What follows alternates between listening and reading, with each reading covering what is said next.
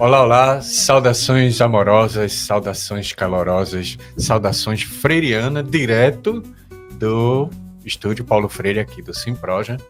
Eu sou Ailton Rocha, secretário de Assuntos Educacionais e Culturais. E eu sou Ana Mello, secretária da Secretaria-Geral do Simproja. É um prazer tê-la aqui. Esse é o nosso SimprojaCast com o tema No Chão da Escola. É um programa, foi um concurso que nós lançamos o ano passado, 2024, onde as pessoas inscreviam seus trabalhos e esses trabalhos, ao serem selecionados, participariam de um podcast, esse que nós estamos fazendo agora, e também participariam depois da escrita de um livro, que será a conclusão desse trabalho. E hoje nós estamos com a professora, que eu vou pedir para que ela se apresente para nós. Fale um pouquinho de você. Meu nome é Miriam Paula, né? Sou professora de Jaboatão desde 2010, atualmente na função como supervisora da Escola José Rodovalho, né, Escola em Tempo Integral, e pedagoga. Estou concluindo psicologia esse ano, estou na clínica escola já lá da Fafiri, e atuando aí com educação já há um tempo, né? Vim de Olinda, cheguei a ficar um tempo em Olinda, mas depois, por conta da distância, não consegui conciliar. É moradora de Jaboatão. Sou moradora de Recife, mas meu coração é de Jaboatão, não tem jeito, né? Minha vida tem muito a ver com Jaboatão, por conta do trabalho, dos vínculos. E é isso, estamos aqui. Eu vou até filar aqui um pouquinho. Adolescência e saúde mental na escola. A segunda parte a gente toca depois. Para começar a nossa conversa, professora, eu vou ficar chamando professora, eu ainda não consegui te chamar de tu, mas eu vou chegar lá. Como anda de saúde mental a nossa escola hoje? Como é que está a escola quando a gente pensa nesse tema? Veja só, a gente precisa pensar na escola como uma instituição, um espaço que está dentro de uma sociedade, né, de uma comunidade, e essa comunidade dentro de uma cidade. Então, eu acho que a gente precisa pensar, quando se fala de saúde mental, pensar na escola, mas também além da escola. Então, nós temos um cenário de adoecimento mental macro, mundo, né? O Brasil entra aí como o país mais ansioso da América Latina. O Brasil? Brasil. Na América Latina, nós somos o país com mais ansiosos e depressivos, né? Puxa. Nós estamos entre os primeiros no mundo, em termos de ansiedade, né? Que não é ansiedade, são ansiedades, né? A ansiedade tem vários tipos, né? Tem um transtorno, o TAG, que é o mais clássico, transtorno de ansiedade generalizado. Então, nós temos um cenário a nível de país, de Brasil, né? Nós temos um cenário a nível de mundo, por conta de toda a mudança que a gente vem passando enquanto sociedade, né? Enquanto humanidade. Então, nós temos, assim, diversos fenômenos, né? Para chegar na escola. Primeiro, a gente tem um fenômeno com um avanço tecnológico. Então, essa geração, tanto de crianças, adolescentes e adultos, extremamente exposta a inúmeros conteúdos, né? Nós temos as plataformas de streams, né? O YouTube, Netflix e TikTok. Nós temos as redes sociais, no Brasil a mais usada, que é o Instagram, aí nós temos o Facebook, que caiu um pouco de moda, né? E com esse volume de excesso tecnológico, de telas, né? Com esse volume de trabalho dessa nossa geração, com esse volume de coisas que vão chegando para a gente, sem a gente ter tempo de filtrar, né, de pensar, né, de absorver. Então, o ser humano hoje, nós temos um cenário de um adoecimento mental muito gigante. Por conta dessas informações Um dos motivos, Então, nós temos a questão, assim, no caso do Brasil, a gente percebe o seguinte, a gente quando vai estudando na área de psicologia, né, então a gente vai vendo um cenário relacionado ao trabalho. Então, o Brasil é um país em desenvolvimento, já faz muito tempo que a gente não sai desse lugar. Então, eu tenho uma grande massa dessa população, quando você vê a pirâmide social do Brasil, você vê que a grande massa são de trabalhadores, CLTs, né, trabalhadores concursados, mas o que segura o Brasil é essa massa, classe ali, média, baixa. Então, nós temos cenários relacionados à questão da vulnerabilidade social, relacionados à questão da nutrição, uma subnutrição, relacionados a questões das famílias, que essa família hoje é uma família que todo mundo sai muito cedo para trabalhar, né? Quem não consegue na periferia, tem aqueles subempregos, né? Nós temos o fenômeno dos Ubers, né? Dos que transportam alimento para o iFood. Então, nós temos um cenário, quando se fala de adoecimento mental, muito relacionado a esse fenômeno social, né? Social. Então, a gente vai vendo que enquanto mundo, a gente vai tendo um problema sério. A gente tem agora as questões relacionadas à crise climática. Nós temos um problema sério, que atinge quem? Quem é que mais sofre com os problemas? Os mais pobres, né? Os que já estão em vulnerabilidade. Uhum. Então, esse grande volume de pessoas que estão em vulnerabilidades, que não são diagnosticadas, que quando você fala de saúde mental, a grande massa não tem acesso ainda a um acompanhamento psicológico, psiquiátrico, né? Você vê pelas escolas o número de crianças como é difícil para conseguir laudos, né? Então, a gente precisa primeiro pensar em saúde mental nessa perspectiva macro. Tem um fenômeno mundo. A escola meio que está ali porque ela faz parte dessa sociedade. Aí, onde é que as escolas estão, né? O poder público se compromete de colocar escolas onde todas as crianças possam ter acesso. Mas a gente vê, por exemplo, no caso de Jaboatão, você tem muitas escolas em áreas extremamente vulneráveis. Então, é o caso da sua? A minha escola, ela pega ali, o José Rodovalho pega, uma escola, é um público muito misto. Eu tenho os meninos que são da comunidade mais carente, atrás da escola, próximo à lagoa, que a gente tem a lagoa, e a gente tem os meninos dos prédios, a gente tem alunos que são filhos de funcionários da prefeitura. Então, o público da minha escola é muito diversificado.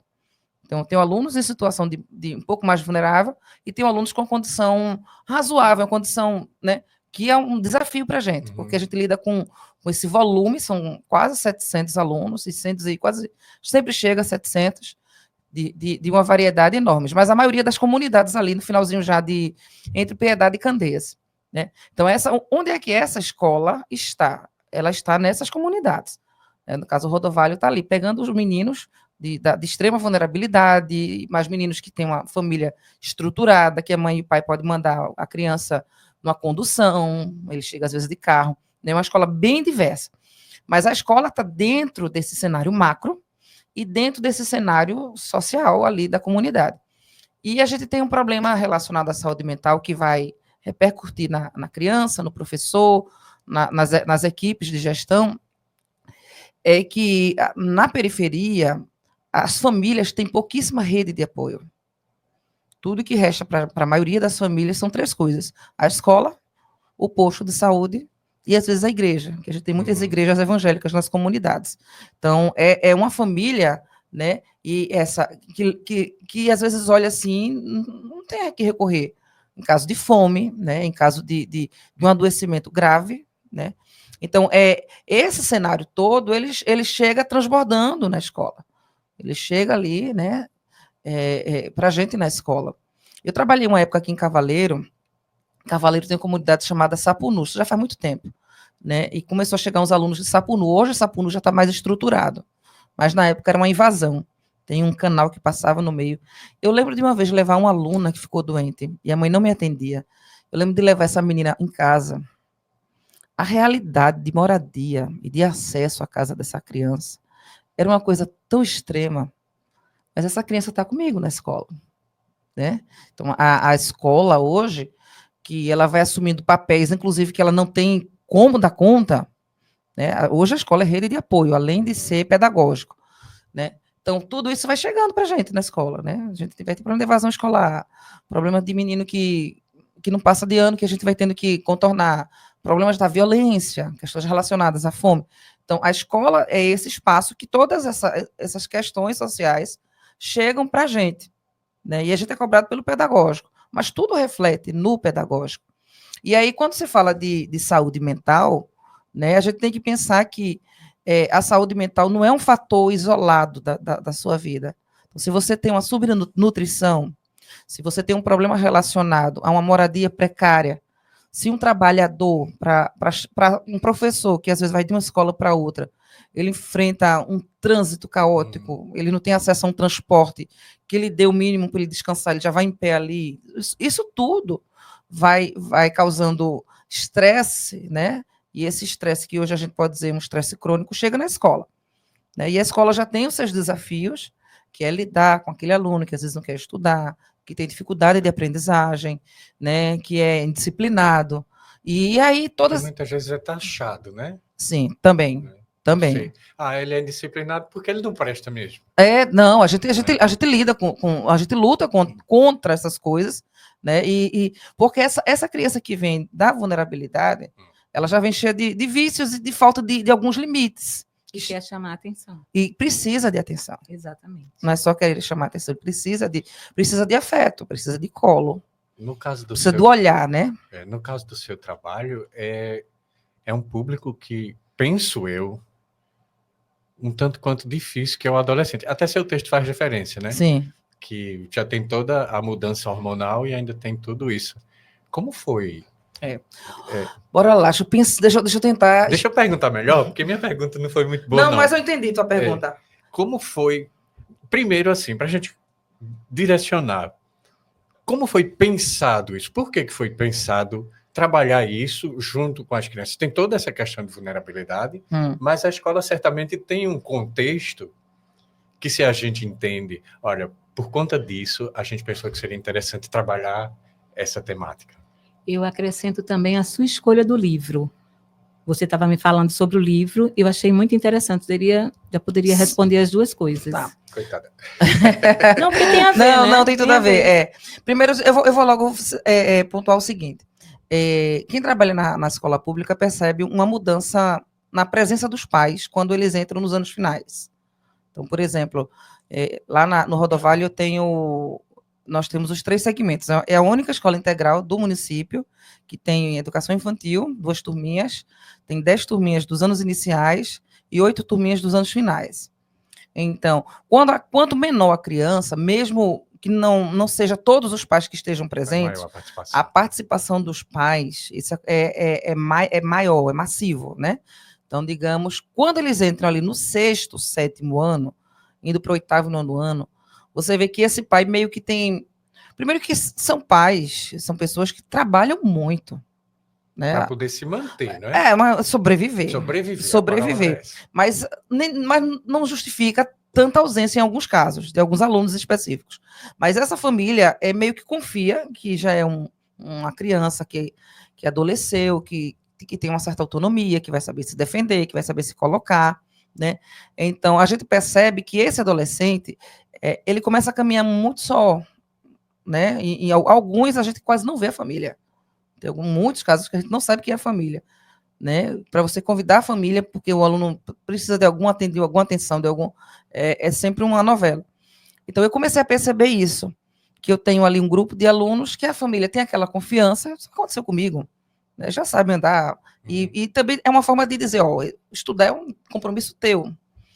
E aí eu fiquei percebendo que nós temos um grupo grande de adolescentes muito carentes, e eles falam muito que estão ansiosos, que eles criam muitas situações para pedir, para chamar a atenção. Então, isso denuncia um leque de coisas que eles não estão conseguindo expressar em lugar nenhum. Então, esse foi o ponto de partida. Então, eu aproveitei que, às vezes, um professor adoece ou outro, e como eu já estava aqui concluindo psicologia, então, quando faltar um professor, quando tiver algum momento que der espaço para mim, porque meu trabalho é intenso, é louco demais, porque só tem uma supervisora, e aí eu entrei na sala. Né? Aí foi quando chegou a questão do livro.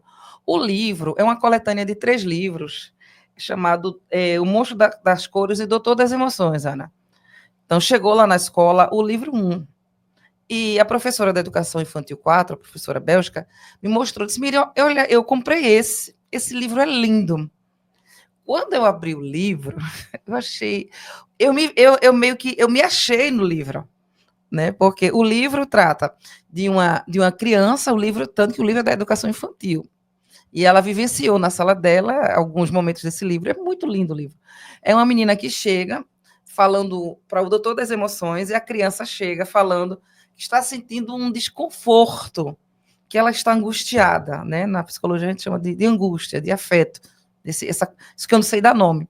E aí, no livro, ele começa a trilhar alguns passos para ela meio que acalmar e regular as emoções, né? A perspectiva do livro, porque dentro do espaço escolar não dá para a gente fazer um trabalho terapêutico. Uhum. E a gente não pode entrar muito, porque se eu tiver alguma criança que tem uma crise por conta de uma ansiedade ou de um transtorno outro, a gente não tem como gerenciar isso na escola, numa sala com 42 meninos. Então, o trabalho a gente fica, não é no raso, mas é um trabalho que a gente consegue dar conta junto com eles. O livro era de educação infantil e De vocês educação conseguiram... infantil. E eu puxei para vivenciar os passos do livro na regulação emocional com adolescente. E como foi a reação desses adolescentes? Porque Nossa. adolescente é... não falei não. Os adolescentes, deixa eu eles são terminar. maravilhosos. Não. Mas São, assim, são agitados. não é agitação. É que eu penso assim, tem uma certa... isso é de criança, eu não sou criança mais. Não teve essa... Não. Por quê? Hum. Porque quando nós não temos no nosso currículo tradicional nenhuma disciplina relacionada à gestão das emoções, a autoconhecimento. Então, né? Então, qualquer temática, digo a você, qualquer temática relacionada às questões da psique, eles ficam fascinados. E é? Nossa. O ano passado, antes de trabalhar esse livro, uma vez eu entrei com eles para falar sobre personalidade, a teoria dos 4 temperamentos, quem é mais extrovertido, quem é mais introvertido, quem é mais extrovertido tem perfil para liderança, quem é mais extrovertido e tem um perfil mais para falar, que é no caso o meu temperamento, quem é mais introvertido e é mais melancólico, mais choroso, mais emotivo. Aí, uma coisa assim, uma brincadeira. E é bom ressaltar que você não faz isso seguidamente, em Não. turmas diferentes, Não, né? quando dá tempo, quando eu consigo, quase nunca consigo. Então, assim, o projeto eu consegui me programar, me organizar com alguns professores e entrar junto, né? Então, qualquer assunto relacionado a autoconhecimento, a questão da gestão das emoções, eles ficam enlouquecidos. É bem aceito, então. Muito, porque não é um assunto que... Fica a dica. A gente não tem dentro das famílias, da nossa sociedade, um diálogo que esse adolescente se veja. A gente não tem muitas ferramentas que ajudem a esse sujeito que está ali crescendo, bombardeado por hormônios, bombardeado agora por plataformas e redes sociais. A gente não tem. A gente adulto às vezes não tem. Uhum. Às vezes as pessoas quando chegam na clínica, né, a gente vai começar a acompanhar, ver um sofrimento, porque a pessoa não se conhece. E boa parte do sofrimento humano tem a ver com esse desconhecimento de si. Então, esse adolescente cheio de potencial, que às vezes a gente vê assim, esse adolescente é rebelde. Rebelde coisa nenhuma. Às vezes é um adolescente extremamente criativo e todo esse potencial está ali sem rumo. Aí ele vai trelar. Ou está reprimido, né? Ele vai trelar, ele vai jogar pedra, ele vai subir em cima de tela, ele vai... Tudo para chamar a atenção. E porque eu tenho uma energia... Para isso. Eu tenho um potencial ali. Eu acho que, inclusive, né, é algo que não para distante. Eu acho que isso precisa ser pontuado para as secretarias de educação, para o MEC, para onde for. Esse diálogo, disciplinas relacionadas à questão de educação financeira, eu acho que é uma coisa que a gente vive, não matemática pura e simples, mas a educação financeira para a vida e gestão das emoções, a questão do autoconhecimento. É muito urgente. Então, quando eu entrei com eles com o livro, eu entrei falando primeiro, eu não falei que era um livro da educação infantil, porque não... Eu acredito que tem muita gente querendo saber o nome desse livro. O nome do livro, deixa eu dizer o nome do livro. O nome do livro é O Monstro das Cores, Doutor das Emoções, de Anne Lenas. É um livro da educação, são três volumes. Esse é o segundo, e esse é o Doutor das Emoções. E aí, as turmas, elas chegavam a... Como dizer, classificar suas emoções? Eu vou dizer classificar, diga aí qual é o termo certo. Deixa eu explicar os passos do livro. O livro faz o seguinte caminho com a menina, o Doutor das Emoções. Primeiro, ele convida a menina a reconhecer e admitir as suas emoções. Eu fui fazendo esses passos com ele. Mas antes, eu falei com eles uma coisa que acho que todo mundo precisa entender, que as emoções, de um modo geral, nem são boas e nem são ruins. A emoção é uma resposta que o meu psiquismo dá a uma situação, uma eventualidade. Então, se você está aqui comigo no estúdio e você ouve um barulho, um tremor, alguma coisa, você vai ter uma emoção de medo. Esse medo é ruim? Não, esse medo é uma resposta a uma eventualidade, né? Então, eu comecei a falar com eles nessa perspectiva, para a gente parar de tratar, por exemplo, a tristeza, né? A inquietação, a ansiedade, que eles falam muito que estão ansiosos, mas não é a ansiedade a doença, é a ansiedade de estarem sem conseguir coordenar, se reorganizar, né? E Do que fazer, não, a do gente que criar, né? não, e a gente não tem isso, né? Então a gente, não, essa emoção é ruim. E aí, dentro desse modelo de sociedade, de plataformas e redes sociais, existe um movimento de uma psicologia, de uma falsa psicologia, um positivismo tóxico, que você, por exemplo, você vai no Instagram, você não vê foto de gente triste. Todo mundo tá alegre. Você não vê gente né, nos melhores ambientes. Então, isso para o adulto, né, a partir dos 18, 20 anos que o nosso cérebro amadurece, a gente consegue fazer a distinção, mas nem sempre para a criança e adolescente, né? Então, ele vai sendo, porque hoje as redes sociais, né, as plataformas são instrumentos de educação para eles. Eles são muito mais presentes lá do que no real, né? O celular veio a lei federal que regulamentou a questão do uso do celular na escola, porque eles estavam dentro da escola no outro mundo. E nesse outro mundo não existem as emoções negativas. Na nossa cultura hoje, você é meio que empurrado para negar todas as emoções que não são positivas. Não pode ficar triste, não pode chorar, não pode até ter raiva. Até no segmento, às vezes, cristão, sou da igreja, às vezes a gente lida muito com um discurso triunfalista, né? Deus é a tua alegria, não sei o que, não, mas a gente tem que sentir a tristeza. Aí tem que lamentar. A Bíblia tem um livro de Lamentações de Jeremias lá. Mas a gente tem uma cultura que pega as emoções negativas e colocam elas numa caixinha dizendo que elas são ruins. Então eu tenho que negar. Então eu cheguei falando para ele que as emoções não são boas nem são ruins e que a gente precisava trabalhar com elas. Foi esse o caminho. Eles nomearam essas emoções? Muito. Aí o passo do livro faz o seguinte: primeiro você vai reconhecer e admitir essas emoções, certo? Aí depois, no livro a menina fazia, eu sinto um desconforto. Aí o médico, o doutor das emoções perguntava, você pode dizer o que é? Né? Que foi o caminho que eu fiz com eles. Né? Eles chegam para mim e falam assim, eu tô tão... Aí fazem assim, ó.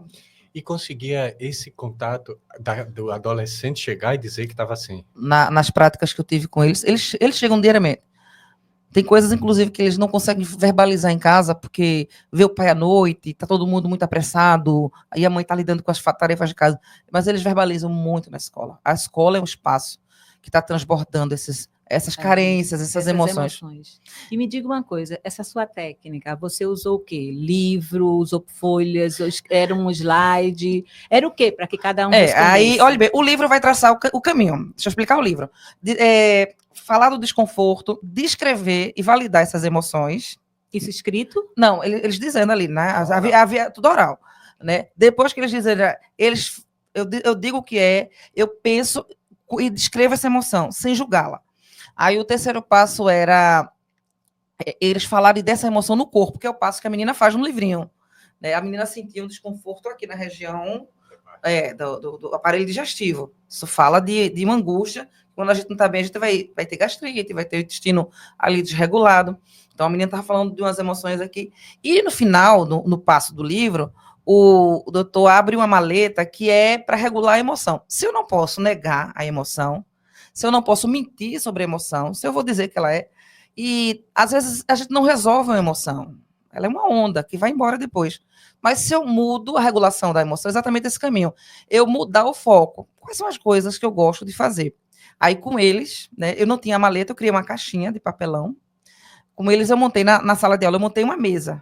E botei coisas que, de repente, eu não estou bem, mas quando eu faço, me tira o foco. Quando eu vou ver, depois aquela emoção já se diluiu, já se resolveu, né? Mas estou falando de emoções que dá para fazer isso. Quando são questões profundas, como relacionadas à violência, a questão do alcoolismo em casa, questões da pobreza em si, então a gente está lidando com uma questão maior. Mas dentro do universo da escola. Mas aí, quando a gente chegou para regular a questão da regulação das emoções, aí eu montei a mesa. E tinha o quê nessa mesa? Aí na mesa eu tinha uma bola, porque os meninos adoram. O Rodovalho tem uma quadra enorme. Se você perguntar, o prêmio que os meninos mais gostam é quando é a quadra. Quando eles estão muito virados, olha, eu vou falar com a professora de educação física, hoje a aula de educação física vai ser na sala, é o caos, né? Porque tem hora que eles transbordam além do que a gente consegue controlar. Uhum. Então, botei a bola, eu botei para as meninas maquiagem, botei hidratante, botei creme de cabelo. Dentro dessa mesa. Na mesa. Botei uma garrafa de água. Isso seria como uma válvula de escape? Seria uma forma de você redirecionar seu foco para uma outra coisa. Você está lidando com, por exemplo, uma criança que está lidando com uma inquietação, ansiedade. Não a ansiedade doença, mas uma ansiedadezinha. Então, de repente, ele vai ali, ele vai jogar futebol. O livro traz coisas bem simples, né? E ver o mar, sentir areia no pé, né? Fazer um café, sentir o cheiro do café. Isso é terapêutico, né? Ouvir uma música que você gosta, fazer foto com pessoas queridas. Aí eu peguei coisas que eles gostam e que eles têm acesso, porque tinha outras coisas lá no livro que vai além dos recursos dele. Mas a gente tem, a escola é perto da praia, né? E aí, por exemplo, né? E aí fui trabalhando com eles isso. Quando eu perguntei para eles falarem das emoções, o que é que eles sentiam, isso eu vou falar assim com um nó na garganta, porque essa fala é quase geral, é que os adolescentes não se sentem escutados. E a criança e o adolescente, de um modo geral, tem a sua fala muito silenciada. Nós adultos, e aí eu falo, nós adultos, sociedade, que acho que a gente levanta tanto a bandeira, né, pela criança, tem o ECA, né, tem toda uma legislação, mas de modo geral, a gente ainda tem um silenciamento desse adolescente. Por quê? Porque dentro do universo dele tem coisas que deixam ele angustiado. Aí os adultos falam, mas isso é besteira. É besteira para tu que já é adulto. Para ele é importante. É o mundo dele, né? É o mundo dele. E aí eu percebi assim, muitas falas de angústias que eles falaram, de emoções que eles falam e falam, né? Coisas bestas, porque eu tava paquerando fulaninho, o fulaninho tá gostando de fulaninha. Mas teve falas assim muito profundas, né, de meninos que vieram de outro país e a dificuldade de se sentir aceito, crianças com problemas relacionados à questão da autoestima. A gente tem uma questão ainda, que é um racismo silenciado, né, um preconceito, uma fala ainda, um bullying, né, por conta de cor, por conta de cabelo. Então, o impacto disso que tem numa criança e num adolescente. Eles falaram problemas relacionados à autoestima, falaram muito de questões relacionadas à própria família, do desemprego, dessa emoção, dessas questões que perpassam por eles, que eles não conseguem e não têm condições de resolver, né? E que ele fica ali. É um lugar muito difícil, o lugar da criança e do adolescente. Mas falar sobre isso ajuda, né? Por quê? Porque, de repente... E aí, depois que eles falaram, e quase que eles não paravam de falar, vocês pensam que não. Quase Foi que mais difícil falar ou fazer parar de falar? Que não é nesse sentido. Foi mais difícil conseguir que a participação ao falar, ou dizer assim, gente, vamos pensar um pouquinho antes de falar mais. Não, é mais difícil parar. E tem um contexto tempo também, né? O tempo que você tinha com eles. Só que assim, como eles já sabem que eu sou da área de psicologia, né? Que eu estou terminando. Estou 6 anos no Rodovalho, há 5 que eu estou no curso, né? Então eles já sabem. Então eles me procuram muito para falar de coisas de todos os tipos, né? Então aí teve uma hora que eu tive que, gente, bora, porque eu queria trabalhar mesmo a questão da regulação das emoções. O que eu faço com essas emoções? Que aí a gente começou a criar. E aí foi quando eu fui jogando as sugestões. Quando falou em coisas que são mais tecnológicas, fazer selfie com os amigos, eu via música, ir para um show, ir para a igreja, tem muito menino evangélico. Então, aí eles também, e de repente vai dando, sabe quando vai acendendo a luz? Vai acendendo aquela luzinha. Então eles não sabiam. Pois é, porque eles começam a perceber, dentro dessa perspectiva de se autorregular, que a vida dele não é só aqueles problemas com os quais ele lida em casa. Tem uma luz, um estalo.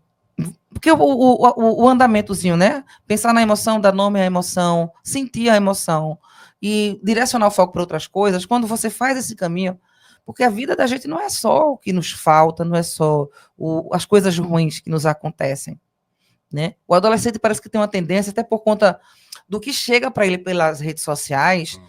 é uma visão meio pessimista, né, meio negativa, meio resistente com a vida, meio o mundo acabou. Tem muito memes relacionados a isso. Então, eles estão sendo muito moldados para criar uma visão muito negativa, né, e muito pessimista, às vezes, com relação ao futuro, e além de questões relacionadas à forma como ele se vê. Então, esse adolescente da periferia, né, que aí a gente volta para a questão macro, quem é ele quando ele sai daquele espaço social? Ele não é ninguém. A gente tem um problema aí relacionado. Uma outra coisa também que eu achei muito interessante, que eles pontuaram, né? A gente tem a equipe do Rodovalho é uma equipe extraordinária de professores, né? Extraordinária. Diga isso para o povo que está ali vendo, dizer, A vocês são equipe extraordinários. da Escola José Rodovalho, os meus professores são extraordinários. Parabéns. Assim, eu tenho muito orgulho. Então, a gente tem uma equipe, eu tenho o Rinaldo de matemática, né? Elias, matemática, tenho Flávia de história e Fábio de Já geografia. quero ir lá na escola Não, conhecer esse povo. vai, pelo amor de Deus, vai um dia só para conversar, tomar um café com a gente. Então, essa turma tem um discurso social muito bom. Um discurso e uma prática. Uma prática muito boa. É um convite para essa criança, esse adolescente, validar, entender a importância dele estudar, porque dentro da estrutura social, conhecimento é a arma que ele tem para não ficar refém, né? Então, quando eles começam a entender, eu acho a postura, as aulas de Flávia impressionante, né? Então, quando ele joga para mim essa angústia, ele também fala de ter se percebido enquanto sujeito social dentro de uma realidade muito difícil, né? Então, eu tenho crianças, a vulnerabilidade social é um grito, é a realidade das periferias. Deixa eu fazer só um parêntese, professora, porque senão eu me perco no meu pensamento. Para isso que esse programa foi criado, um dos objetivos é isso, é dizer, a equipe do José Rodovalho, como é Flávia, o de matemática, como é o nome? Rinaldo Elias, Betes, são professores que, mesmo dentro dessas adversidades sociais, acreditam no seu estudante. E a ideia é essa. Seu trabalho só está aqui porque a gente conseguiu perceber que não é uma coisa de modinha, não é algo para aparecer, é algo que foi percebido, e sua fala mostra isso, que foi percebido essa necessidade dentro da escola, né? Porque a escola está nesse contexto, e que tem uma equipe que diz assim, vamos abraçar. Na verdade, o meu trabalho só foi possível por conta do trabalho, que o trabalho real da escola é o professor. Uhum. Então, é bom escutar uma supervisora dizendo isso. Por favor, pode repetir. O meu trabalho, em todos os aspectos, só é possível, né, graças a esse professor. Então, é esse professor que tem um compromisso com o ensino, não apenas do currículo em si, mas é um ensino que se compromete com a vida desse aluno, né? Então, quando eu chego numa sala de aula para fazer um trabalho desse, eu encontro um grupo de alunos com um pensamento crítico, com a visão de mundo, né? Eu estava acompanhando ontem um 8º ano, os meninos estudando sobre economia global, macro-regiões, os BRICS, 8º ano, cara. O professor de geografia entra e é um discurso. Então, essa equipe, sem contar que a gente tem, já que é para citar a equipe, né, eu tenho uma professora de arte que ela trabalha muito puxando a arte para a questão de expressão das emoções dessas crianças, né? Não foi um trabalho isolado. Não. Meu trabalho tem um alicerce grande ali, né? Deixa eu se empolgou, não foi? Teve esse momento, teve os momentos de nomear, e tem lá no texto, mas eu não vou falar porque o trabalho é seu. Teve algo bem interessante. As crianças, eu vou chamar as adolescentes, né? Eu costumo dizer criança. Os adolescentes e as adolescentes participaram desse momento, e teve um momento muito legal lá com alguém que veio acompanhar esse povo. Como é que foi isso? A psicóloga, teve uma psicóloga na escola? Olha, não chegou a ser uma psicóloga, né? Teve uma palestra. Teve pessoal que chegou, teve um pessoal que foi, porque a gente tem uma verba que chega na escola, aí teve uma psicóloga que fez um trabalho com um grupo de alunos, que são alunos que têm uma grande influência nas turmas, Uhum. né? Que meio que deu continuidade ao que eu já tinha feito para eles pulverizarem nas turmas.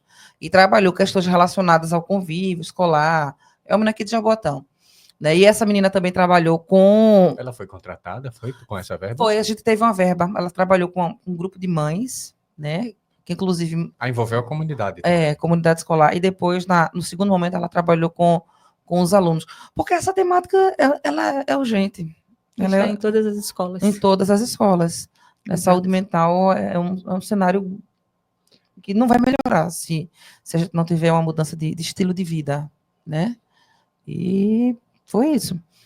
E agora a gente está tentando ver, eu quero ver se retomo, né? Pegando também carona no tema do ano letivo da rede, né? Educar para sentir, que eu achei muito, muito bom, porque a escola precisa ser esse espaço que as pessoas sintam. Seu trabalho, professora, foi do ano passado, né? Sim. Será que tem alguma relação do tema da rede com esse ano com o seu trabalho? Talvez. Né? O meu trabalho eu apresentei, inclusive, para as coordenadoras que foram lá, algumas acompanharam comigo, né? E tem uma equipe de coordenação de Jabotão excelente. A equipe de coordenação que dá suporte a gente, que vai... Né, tem o Kelly Cascão, eu tenho Cláudia, né, agora está com Leidiane nas integrais, Verônica, da Educação Infantil, ano passado, esse ano está Silvinha. Mas a equipe de coordenação do município é muito, Anderson, dos anos finais. Então, é uma equipe que vai acompanhando a gente, eu vou jogando as ideias, que meus coordenadores já são assim. Eles chegam, então a minha a sala de supervisão é uma loucura. O menino quebrou não sei o que, tá lá. O menino tava brigando a fila, Miriam. O menino não quer fazer não sei o que, Miriam. Então a minha sala é um entra e sai, e eu vou fazendo as coisas nesse movimento. E, inclusive, tendo as ideias e ventilando as coisas junto. Então, a gente vai tendo um suporte. Quando você vai fazendo esse tipo de conversa, você vai vendo o quanto as outras pessoas têm a ver com o quanto elas qualificam o seu trabalho, permitem, né? Então, a gente foi vivenciando isso. E, assim, eu apresentei esse trabalho na Feira de Conhecimento do município, né? Junto com 3 adolescentes, e elas falando os passinhos, tão lindo. Elas falando os passinhos da... Teve relato. Teve. Elas falando os passinhos da regulação emocional, mas eu apresentei o trabalho como professora, né? E depois, eu acho que o próprio município, a equipe que estava, né, percebe a urgência do tema. Deixa eu perguntar outra coisa, porque assim, é outra intencionalidade, porque assim, nós recebemos vários trabalhos, só que alguns trabalhos eram muito pontuais, sabe? Era tipo um relato de aula. E uma aula isolada, ela tem interferência na vida do estudante, mas ela não é tão importante, eu vou usar essa palavra, ela não é tão importante quanto uma atividade que você leva um período maior, como é o relato da sua. E aí, o que a gente procura entender muito, e essa fala pode dizer, dá para perceber o antes e o depois dessa intervenção, como era, se teve alguma mudança muito grande que dá para perceber nos estudantes, ou até mesmo nas mães nos pais que acabaram se envolvendo? Olha, a mudança a gente não consegue perceber, assim, de forma quantitativa. Mas qualitativa. Sim, né? E em alguns a gente percebe um amadurecimento, um outro olhar. Mas a gente não consegue ter um impacto ainda maior, porque isso precisa ser constante. Se trabalhar essa temática e vivenciar práticas relacionadas à validação das emoções, regulação das emoções, autoconhecimento, né? Isso precisa entrar como os conteúdos que entram na prática diária, na rotina da escola. E o meu trabalho não foi uma rotina. A demanda, né, de angústias e de necessidades relacionadas à saúde mental, ela é gigante. Né? Então, hoje, para a gente ter, digamos, um resultado de fato, que a gente dissesse assim, nossa, que agora a gente está vendo, a gente precisa, as escolas, de um modo geral, precisam de uma equipe de psicólogos. A escola precisa hoje, não é mais, tem uma lei federal, inclusive, que foi aprovada um tempo atrás, né? A gente chegou a ver isso na Para ter faculdade. psicólogo nas escolas. Mas a gente precisa. São duas coisas que eu acho que a escola precisa. Que era uma equipe de assistência social relacionada à Secretaria de Assistência Social, por conta dos fatores relacionados às vulnerabilidades, né, do meio, e um psicólogo. Por quê? Porque a demanda é uma loucura. É uma loucura. Hoje em dia é uma loucura. A gente tem casos de alunos, eu acompanhei casos de alunos de ter ansiedade de estar na escola e, de repente, parar numa emergência, com os batimentos cardíacos completamente desregulados por conta da ansiedade, né? Então, a gente não só tem um caso dessa ansiedade, tia, eu estou tão ansiosa, não. Nós temos caso de adoecimentos, de ansiedades no adolescente. A ansiedade chega muito próximo, né? E de outros transtornos, de alunos com pânico, de alunos, sabe, numa tristeza que não vai embora, que não chega a ser uma depressão, mas está ali já se aproximando. Casos de crianças e adolescentes com raiva, essa raiva que ele precisa jogar para fora. Isso fala de uma dor que não está sendo validada, acolhida, escutada. Falar com a supervisora, falar do projeto político-pedagógico. Uma outra coisa, esse ano você conseguiu fazer algum trabalho desse tipo em alguma sala ou só ficou no ano passado? Olha, esse ano a gente está agora em abril, né? Então, esse ano, o primeiro mês é mês de ajustes. No segundo mês de março, a gestora geral, que é a Ana Paula da Fonte, né, que é uma profissional, nossa, excepcional. Acho que é a melhor gestora com que eu trabalhei na vida. A qualidade do trabalho dela, a visão de trabalho dela. Eu estava de férias. Então, eu estava meio que na minha função e, junto com a secretária, dando conta do geral da escola. Então, não consegui. E março teve um feriado enorme. Né? Teve feriado, Carnaval. a de Semana Santa, mas no PPP, esse ano eu tô com planos de voltar para a prática, né? Com essa... Agora, a professora de arte continua, eu tenho uma professora de português dos 6º e 7º anos, Elizabeth Millet, que trabalha muito os textos, Zélia também nos 9º anos, apesar dessa visão mais para o IF e as ETEs. Mas, de um modo geral, esse discurso, né, ele está lá, e eu vou tentar retomar até por conta do tema do ano letivo, né, do tema do ano letivo.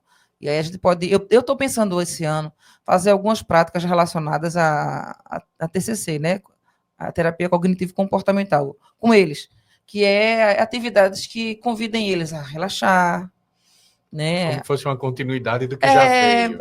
Permitir, possibilitar que eles estejam por inteiro naquele espaço, sintam cheiros, né, sintam texturas, falem, né, presentificação, que a gente chama, até para que a escola não seja só esse lugar que ele tem que tirar uma nota e tem que estar presente por causa de Bolsa Família, né?